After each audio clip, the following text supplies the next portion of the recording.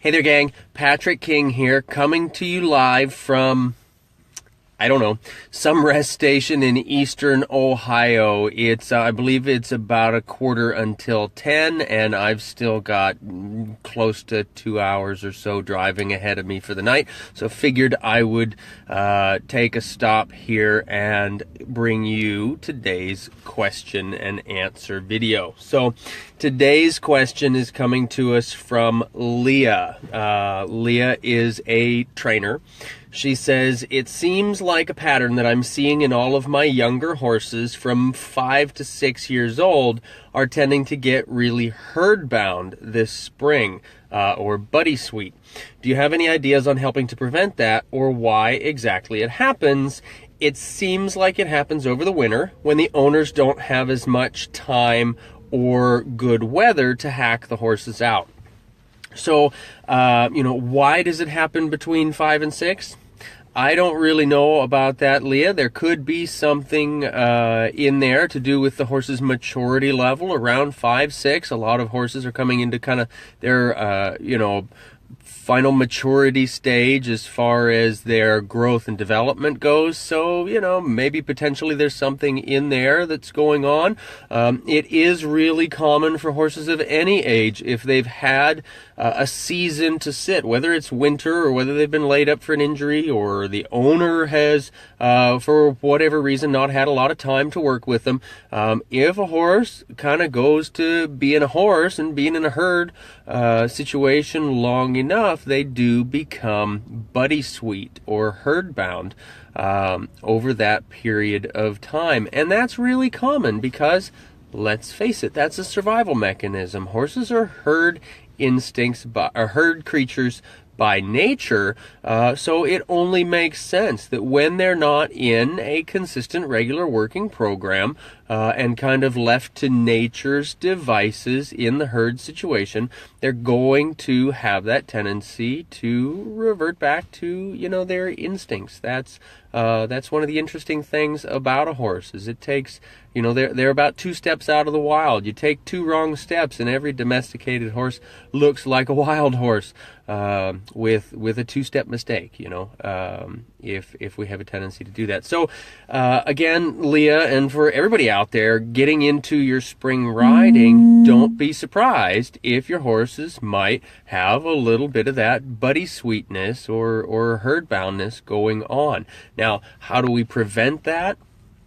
Well, just regular exercise, even through the winter. If we have opportunities to work with these horses individually, one-on-one, that's great to help keep them mentally in some sort of a program that keeps them engaged mentally, emotionally, physically. Now, the challenge that Leah has, and that any of you are going to have if your horse or client horses are going to be going through that, is now it's your job to get the horse over that idea. One of the ways that I think is great to help get a horse back into the working groove, I like to pony a lot of horses. That seems to really help get them into the working groove again, while still respecting the nature, their innate, survival mechanism, their mental state, and I just find that to be really helpful. Another thing that can be helpful is having other horses maybe loose in the arena while you're working those horses. That's kind of a double whammy, because then the horse that you're riding or working with has to focus on you more than their friends. And then, if anything, they might think it's an easier task to be able to work in the arena by themselves and not be so distracted by the other horses loose in the arena. So lots of ways there, but the biggest thing, get them back into a working, consistent program. It might be short time periods to begin with. Maybe, again, if you're a trainer and you've got client horses coming in, maybe it might be 5 or 6 15-minute sessions in a day. rather than long-term sessions all in one crunch. And maybe you might build up to 2 or 3 30-minute sessions in a day, depending on how your program works. I don't know how each person's program works. Everybody's a little bit different in how they do that.